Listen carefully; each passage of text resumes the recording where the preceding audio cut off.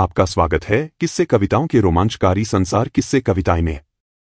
आज सुनिए सादत हसन मंटो की मशहूर कहानी 10 रुपए। वो गली के उस नुक्कड़ पर छोटी छोटी लड़कियों के साथ खेल रही थी और उसकी माँ उसे चाली में ढूंढ रही थी। किशोरी को अपनी खोली में बिठाकर और बाहर वाले से काफी चाय लाने के लिए कहकर वह इस चाली की 3 मंजिलों में अपनी बेटी को तलाश कर चुकी थी, मगर जाने वो कहाँ मर गई थी। संडास के पास जाकर भी उसने आवाज दी, ए सरिता सरिता, मगर वो तो चाली में थी ही नहीं और जैसा कि उसकी मां समझ रही थी, अब उसे पेचिश की शिकायत भी नहीं थी। दवा पिए बगैर उसको आराम आ चुका था और वो बाहर गली के उस नुक्कड़ पर जहां कचरे का ढेर पड़ा रहता है, छोटी छोटी लड़कियों से खेल रही थी और हर किस्म के फिक्र और तरद्दुद से आजाद थी। उसकी मां बहुत मुतफक्किर थी। किशोरी अंदर खोली में बैठा था और जैसा कि उसने कहा था, 2 सेठ बाहर बड़े बाजार में मोटर लिए खड़े थे, लेकिन सरिता कहीं गायब ही हो गई थी। मोटर वाले सेठ हर रोज तो आते ही नहीं, ये तो किशोरी की मेहरबानी है कि महीने में 1-2 बार मोटी असामी ले आता है, वरना ऐसे गंदे मोहल्ले में जहां पान की पीकों और जली हुई बीड़ियों की मिली जुली बू से किशोरी घबराता है, सेठ लोग कैसे आ सकते हैं। किशोरी चूंकि होशियार है, इसलिए वो किसी आदमी को मकान पर नहीं लाता, बल्कि सरिता को कपड़े वपड़े पहनाकर बाहर ले जाया करता है और उन लोगों से कह दिया करता है कि साहब लोग, आजकल जमाना बड़ा नाजुक है, पुलिस के सिपाही हर वक्त घात में लगे रहते हैं। अब तक 200 धंधा करने वाली छोकरियां पकड़ी जा चुकी हैं। कोर्ट में मेरा भी एक केस चल रहा है, इसलिए फूंक फूंक कर थदम रखना पड़ता है। सरिता की मां को बहुत गुस्सा आ रहा था। जब वो नीचे उतरी तो सीढ़ियों के पास रामदुई बैठी बीड़ियों के पत्ते काट रही थी। उससे सरिता की मां ने पूछा, तूने सरिता को कहीं देखा है? जाने कहाँ मर गई है, बस आज मुझे मिल जाए, वो 4 चोटकी मार दूं कि बंद बंद ढीला हो जाए। लोठा की लोठा हो गई है, पर सारा दिन लौंडों के साथ कतकड़े लगाती रहती है। रामदुई बीड़ियों के पत्ते काटती रही और उसने सरिता की मां को जवाब न दिया। दरअसल रामदुई से सरिता की मां ने कुछ पूछा ही नहीं था। वो यूं ही बड़बड़ाती हुई उसके पास से गुजर गई, जैसा कि उसका आम दस्तूर था। हर दूसरे तीसरे दिन उसे सरिता को ढूंढना पड़ता था और रामदुई को, जो कि सारा दिन सीढ़ियों के पास पिटारी सामने रखे बीड़ियों पर लाल और सफेद धागे लपेटी रहती थी, मुखातब करके यही अल्फाज दोहराया करती थी। एक और बात वो चाली की सारी औरतों से कहा करती थी, मैं तो अपनी सरिता का किसी बाबू से ब्याह करूंगी, इसीलिए तो उससे कहती हूं कि कुछ पढ़ लिख ले, यहां पास ही एक स्कूल म्यूनिसिपैलिटी ने खोला है, सोचती हूं इसमें सरिता को दाखिल करा दूं। बहन, उसके पिता को बड़ा शौक था कि मेरी लड़की लिखी पढ़ी हो। इसके बाद वो एक लंबी आह भरकर आमतौर पर अपने मरे हुए शौहर का किस्सा छेड़ देती थी, जो चाली की हर औरत को ज़बानी याद था। रामदुई से अगर आप पूछें कि अच्छा, जब सरिता के बाप को, जो रेलवे में काम करता था, बड़े साहब ने गाली दी तो क्या हुआ, तो रामदुई फौरन आपको बता देगी कि सरिता के बाप के मुंह में झाग भर आया और वो साहब से कहने लगा, मैं तुम्हारा नौकर नहीं हूं, सरकार का नौकर हूं, तुम मुझ पर रोब नहीं जमा सकते। देखो, अगर फिर गाली दी तो ये दोनों जबड़े हलक के अंदर कर दूंगा। बस फिर क्या था, साहब ताव में आ गया और उसने एक और गाली सुना दी। इस पर सरिता के बाप ने गुस्से में आकर साहब की गर्दन पर धूल जमा दी कि उसका टोप 10 गज पर जा गिरा और उसको दिन में तारे नजर आ गए। मगर फिर भी वो बड़ा आदमी था, आगे बढ़कर उसने सरिता के बाप के पेट में अपने फौजी बूट से इस जोर की ठोकर मारी कि उसकी तली फट गई और वहीं लाइनों के पास गिरकर इसने जान दे दी। सरकार ने साहब पर मुकदमा चलाया और पूरे 500 रुपए सरिता की मां को उससे दिलवाए, मगर किस्मत बुरी थी, उसको सट्टा खेलने की चाट पड़ गई और 5 महीने के अंदर अंदर सारा रुपया बर्बाद हो गया। सरिता की मां की जबान पर हर वक्त ये कहानी जारी रहती थी, लेकिन किसी को यकीन नहीं था कि ये सच है या झूठ। चाली में से किसी आदमी को भी सरिता की मां से हमदर्दी ना थी, शायद इसलिए कि वो सबके सब खुद हमदर्दी के काबिल थे, कोई किसी का दोस्त नहीं था। इस बिल्डिंग में अक्सर आदमी ऐसे रहते थे जो दिन भर सोते थे और रात को जागते थे, क्योंकि उन्हें रात को पास वाली मिल में काम पर जाना होता था। इस बिल्डिंग में सब आदमी बिल्कुल पास रहते थे, लेकिन किसी को एक दूसरे से दिलचस्पी ना थी। चाली में धरीब धरीब सब लोग जानते थे कि सरिता की मां अपनी जवान बेटी से पेशा कराती है, लेकिन चूंकि वो किसी के साथ अच्छा बुरा सुलूक करने के आदी ही ना थे, इसलिए सरिता की मां को कोई झुटलाने की कोशिश न करता था जब वो कहा करती थी, मेरी बेटी को तो दुनिया की कुछ खबर ही नहीं। अलबत्ता एक रोज सुबह सवेरे नल के पास जब तुकाराम ने सरिता को छेड़ा था तो सरिता की मां बहुत चीठी चिल्लाई थी। इस मुए गंजे को तो क्यों संभाल के नहीं रखती। परमात्मा करे दोनों आंखों से अंधा हो जाए, जिनसे इसने मेरी कुंवारी बेटी की तरफ बुरी नजरों से देखा। सच कहती हूं, एक रोज ऐसा फसाद होगा कि इस तेरी सौगात का मारे जूतों के सर पिलपिला कर दूंगी। बाहर जो चाहे करता फिरे, यहां उसे भले मांसों की तरह रहना होगा। सुना। और ये सुनकर तुकाराम की भैंगी बीवी धोती बांधते बांधते बाहर निकल आई। खबरदार मोई चिड़ी, जो तूने एक लफ्ज भी और जबान से निकाला, ये तेरी देवी तो होटल के छोकरों से भी आंख मिचौली खेलती है। और तू क्या हम सबको अंधा समझती है? क्या हम सब जानते नहीं कि तेरे घर में नित नए बाबू किस लिए आते हैं? और ये तेरी सरिता आए दिन बन संवर कर बाहर क्यों जाती है? बड़ी आई इज्जत आबरू वाली, जा दूर दफान हो यहां से। तुकाराम की भैंगी बीवी के मुतल्लिफ बहुत सी बातें मशहूर थीं, लेकिन ये बात खासतौर पर सब लोगों को मालूम थी कि घासलेट वाला तेल देने के लिए आता है तो वो उसे अंदर बुलाकर दरवाजा बंद कर लिया करती है। चुनांचे सरिता की मां ने इस खास बात पर बहुत जोर दिया। वो बार बार नफरत भरे लहजे में उससे कहती, वो तेरा यार घासलेट, 2-2 घंटे उसे खोली में बिठाकर क्या तू उसका घासलेट सूंघती रहती है? तुकाराम की बीवी से सरिता की मां की बोल चाल ज्यादा देर तक बंद न रही थी, क्योंकि एक रोज सरिता की मां ने रात को अपनी इस पड़ोसन को घुप्प अंधेरे में किसी से मीठी मीठी बातें करते पकड़ लिया था। और दूसरे ही रोज तुकाराम की बीवी ने, जब वो रात को पानी धोनी की तरफ से आ रही थी, सरिता को एक जेंटलमैन आदमी के साथ मोटर में बैठे देख लिया। चुनांचे इन दोनों का आपस में समझौता हो गया था। इसीलिए सरिता की मां ने तुकाराम की बीवी से पूछा, तूने कहीं सरिता को नहीं देखा? तुकाराम की बीवी ने भैंगी आंख से गली के नुक्कड़ की तरफ देखा। वहां घूरे के पास पटवारी की लौंडिया से खेल रही है। फिर उसने आवाज धीमी करके उससे कहा, अभी अभी किशोरी ऊपर गया था कि तुझसे मिला? सरिता की मां ने इधर उधर देखकर हौले से कहा, ऊपर बिठा आई हूं, पर ये सरिता हमेशा वक्त पर कहीं गायब हो जाती है। कुछ सोचती नहीं, बस दिन भर खेल कूद चाहिए। ये कहकर वो घूरे की तरफ बढ़ी और जब सीमेंट की बनी हुई पेशाब घर के पास आई तो सरिता फौरन उठ खड़ी हुई और उसके चेहरे पर अफसुर्दगी के आसार पैदा हो गए। जब उसकी मां ने खश्मालूद लहजे में उसका बाजू पकड़कर कहा, चल घर में चल के मर, तुझे तो सिवाय उछल कूद के और कोई काम ही नहीं। फिर रास्ते में उसने हौले से कहा, किशोरी बड़ी देर से आया बैठा है, एक मोटर वाले सेठ को बुलाया है, चल तू भाग के ऊपर चल और जल्दी जल्दी तैयार हो जा। और सुन, वो नीली जॉर्जेट की साड़ी पहन, और देखिए तेरे बाल भी बहुत बुरी तरह बिखर रहे हैं, तू जल्दी तैयार हो, कंघी मैं कर दूंगी। ये सुनकर कि मोटर वाले सेठ आए हैं, सरिता बहुत खुश हुई। उसे सेठ से इतनी दिलचस्पी नहीं थी जितनी कि मोटर से थी। मोटर की सवारी उसे बहुत पसंद थी। जब मोटर फर्राटे भरती खुली खुली सड़कों पर चलती और उसके मुंह पर हवा के तमाचे पड़ते तो उसके दिल में एक नाकाबिले बयान मुसर्रत उबलना शुरू हो जाती। मोटर में बैठकर उसको हर ये एक हवाई चक्कर दिखाई देती और समझती कि वो खुद एक बगुला है जो सड़कों पर उड़ता चला जा रहा है।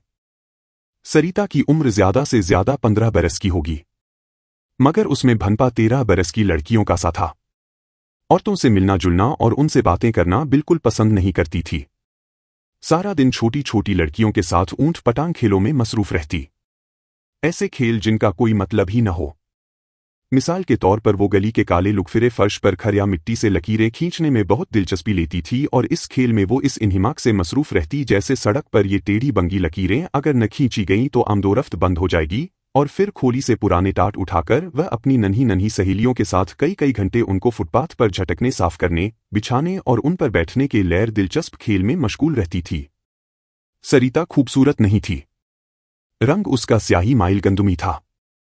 बंबई के मरतूब मौसम के बाइस उसके चेहरे की जिल्द हर वक्त चिकनी रहती थी और पतले पतले होंठों पर जो चीकू के छिलके दिखाई देते थे हर वक्त थफीफ सी लर्जिश तारी रहती थी। ऊपर के होंठ पर पसीने की 3-4 नन्ही नन्ही बूंदें हमेशा कपक पाती रहती थीं। उसकी सेहत अच्छी थी, खलासत में रहने के बावजूद उसका जिस्म सिडौल और मुतनासिब था। ऐसा मालूम होता था कि उस पर जवानी का हमला बड़ी शिद्दत से हुआ है जिसने मुखालिफ कुव्वतों को दबा के रख दिया है। पद छोटा था जो उसकी तंदुरुस्ती में इजाफा करता था। सड़क पर फुर्ती से इधर उधर चलते हुए जब उसकी मैली घघरी ऊपर को उठ जाती तो कई राह चलने वाले मर्दों की निगाहें उसकी पिंडुलियों की तरफ उठ जाती थीं, जिनमें जवानी के बाइस ताज़ा रंदा की हुई सागवान की लकड़ी जैसी चमक दिखाई देती थी।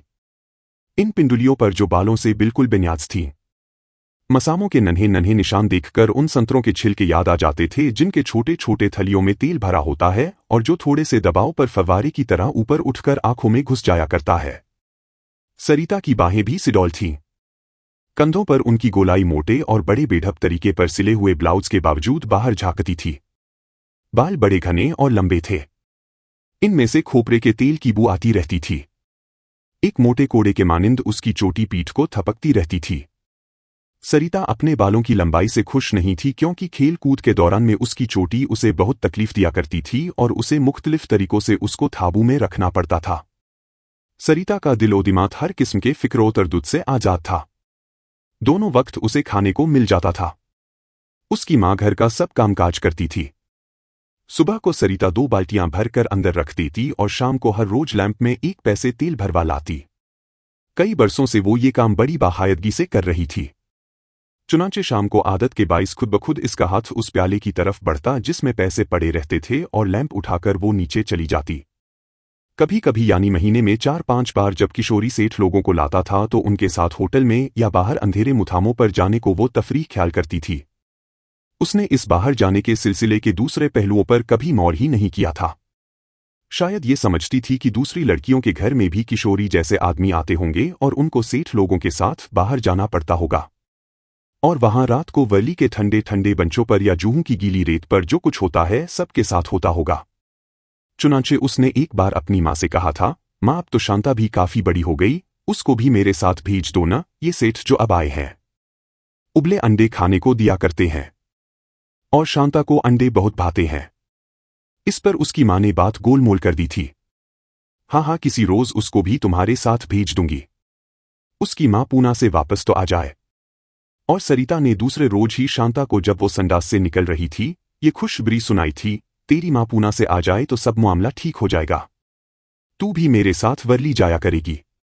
और उसके बाद सरिता ने उसको रात की बात कुछ इस तरीके पर सुनाना शुरू की थी जैसे उसने एक ही प्यारा सपना देखा है। शांता को जो सरिता से 2 बरस छोटी थी ये बातें सुनकर ऐसा लगा था जैसे उसके सारे जिस्म के अंदर नन्हे नन्हे घुंघरू बज रहे हैं। सरिता की सब बातें सुनकर भी उसको तसल्ली न हुई थी और उसका बाजू खींचकर उसने कहा था, चल नीचे चलते हैं, वहां बातें करेंगे। और नीचे उस पेशाब घर के पास जहां गिरधारी बनिया ने बहुत से टाटों पर खोपरे के मैले टुकड़े सुखाने के लिए डाल रखे थे, वो दोनों देर तक कपकपी करने वाली बातें करती रही थी। उस वक्त भी जबकि सरिता धोती के पर्दे के पीछे नीली जॉर्जेट की साड़ी पहन रही थी। कपड़े के मसी से उसके बदन पर गुदगुदी हो रही थी और मोटर की सैर का ख्याल उसके दिमाग में परिंदों की सी फड़फड़ाहटे पैदा कर रहा था। अब की बार सेठ कैसा होगा और उसे कहाँ ले जाएगा, ये और इसी किस्म के और सवाल उसके दिमाग में आ रहे थे। अलबत्ता जल्दी जल्दी कपड़े बदलते हुए उसने 1-2 मरतबा ये जरूर सोचा था कि ऐसा ना हो कि मोटर चले और चंद ही मिनटों में किसी होटल के दरवाजे पर ठहर जाए और एक बंद कमरे में सेठ शराब पीना शुरू कर दें और उसका दम घुटना शुरू हो जाए। उसे होटलों के बंद कमरे पसंद नहीं थे, जिनमें आमतौर पर लोहे की 2 चारपाइयां उस तौर बिछी होती थीं गोया उन पर जी भर के सोने की इजाजत ही नहीं है। जल्दी जल्दी उसने जॉर्जेट की साड़ी पहनी और उसकी शिकने दुरुस्त करती हुई एक लम्हे के लिए किशोरी के सामने आ खड़ी हुई। किशोरी, जरा देखो पीछे से साड़ी ठीक है ना? और जवाब का इंतजार किए बगैर वो लकड़ी के उस टूटे हुए बक्स की तरफ बढ़ी जिसमें उसने जापानी सुर्खी रखी हुई थी।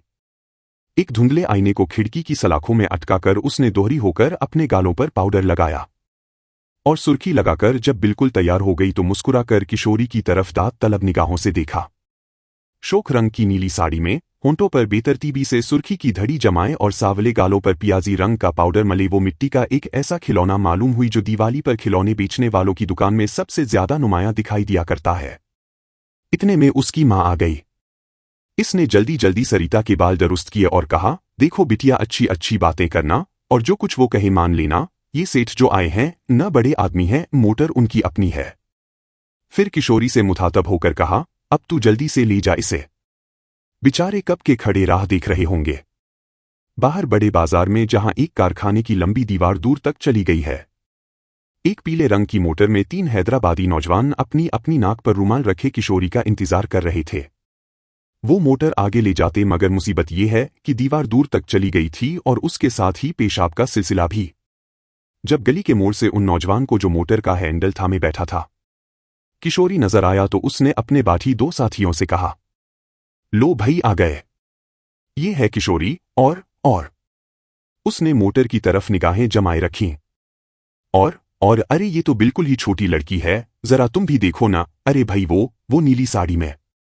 जब किशोरी और सरिता दोनों मोटर के पास आ गए तो पिछली सीट पर जो दो नौजवान बैठे थे उन्होंने दरमियान में से अपने हैट व फेरा उठा लिए और जगह खाली कर दी। किशोरी ने आगे बढ़ के मोटर के पिछले हिस्से का दरवाजा खोला और फुर्ती से सरिता को अंदर दाखिल कर दिया। दरवाजा बंद करके किशोरी ने उस नौजवान से जो मोटर का हैंडल थामे था कहा, माफ कीजिएगा, देर हो गई, ये बाहर अपनी किसी सहेली के पास गई हुई थी तो नौजवान ने मुड़कर सरिता की तरफ देखा और किशोरी से कहा, ठीक है, लेकिन देखो। सरक कर मोटर की इस खिकड़ी में से उसने अपना सर बाहर निकाला और हौले से किशोरी के कान में कहा, शोर वोर तो नहीं मचाएगी। किशोरी ने उसके जवाब में अपने सीने पर हाथ रखकर कहा, सेठ, आप मुझ पर भरोसा रखिए।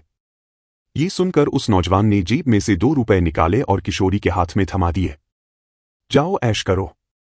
किशोरी ने सलाम किया और मोटर स्टार्ट हुई। शाम के 5 बजे थे। बंबई के बाजारों में गाड़ियों, ट्रामों, बसों और लोगों की आमदोरफ्त बहुत ज्यादा थी।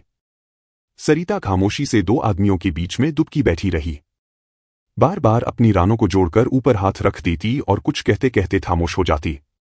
वो दरअसल मोटर चलाने वाले नौजवान से कहना चाहती थी, सेठ जल्दी जल्दी मोटर चलाओ, मेरा तो यूं दम घुट जाएगा। बहुत देर तक मोटर में किसी ने एक दूसरे से बात ना की।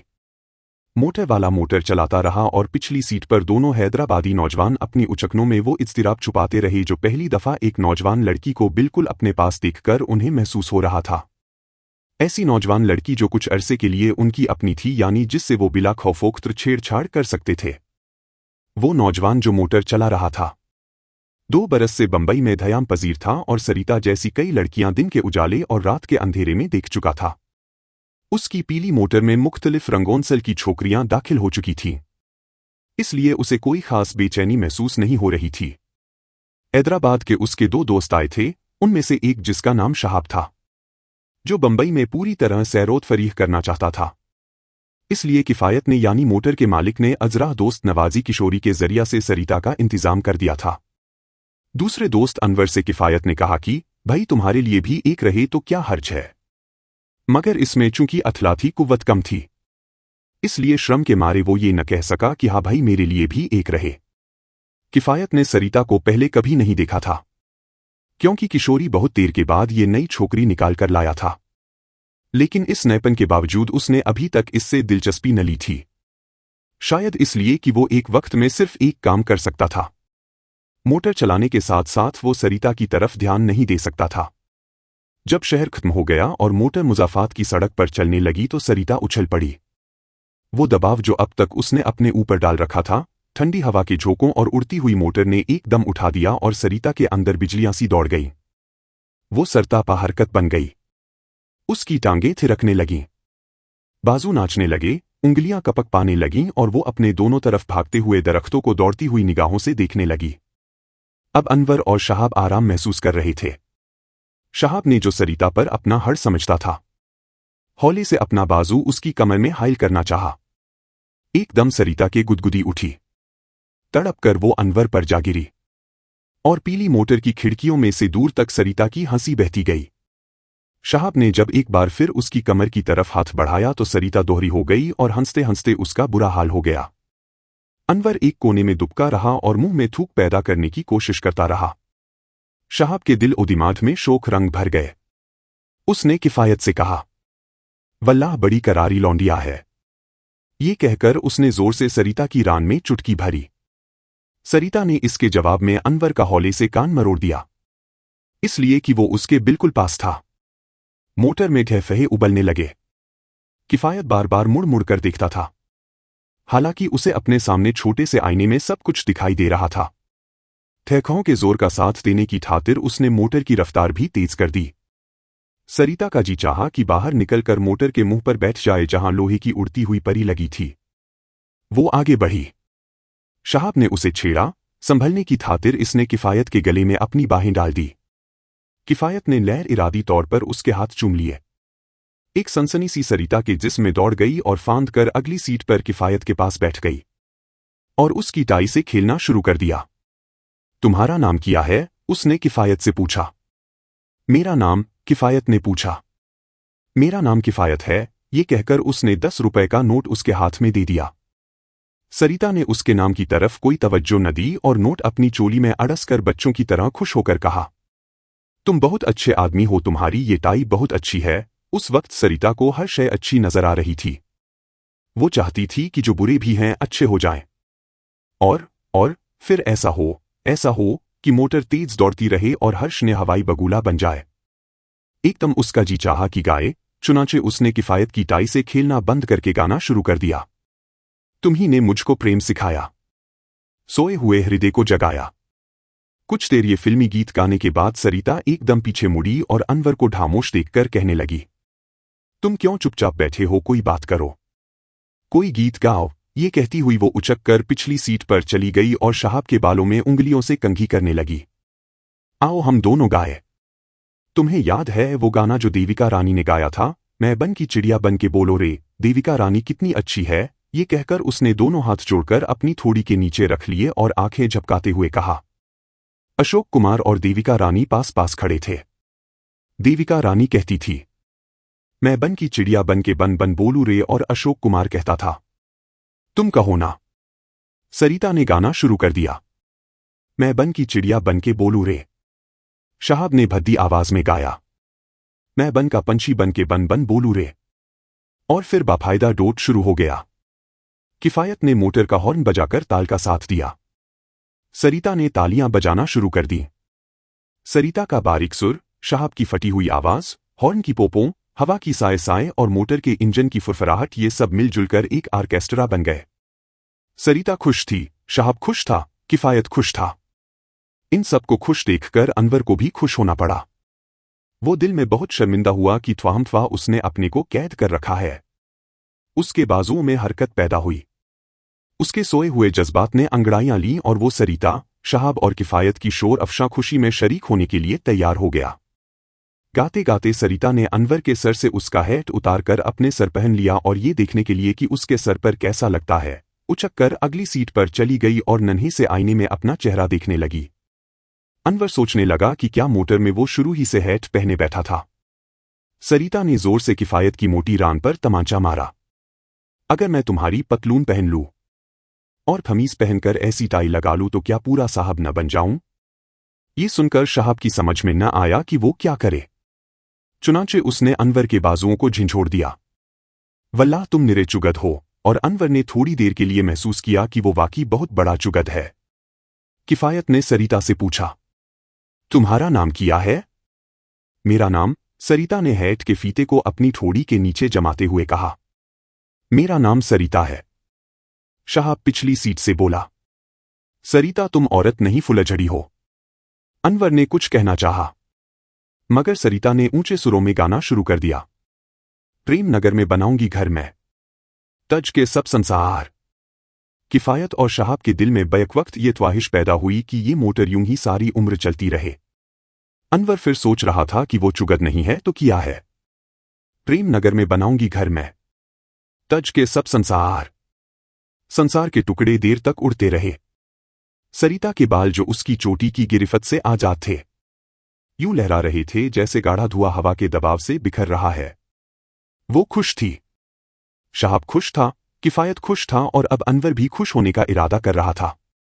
गीत खत्म हो गया और सबको थोड़ी देर के लिए ऐसा महसूस हुआ कि जो जोर की बारिश हो रही थी एकाएक ही थम गई है। किफायत ने सरिता से कहा, कोई और गीत गाओ।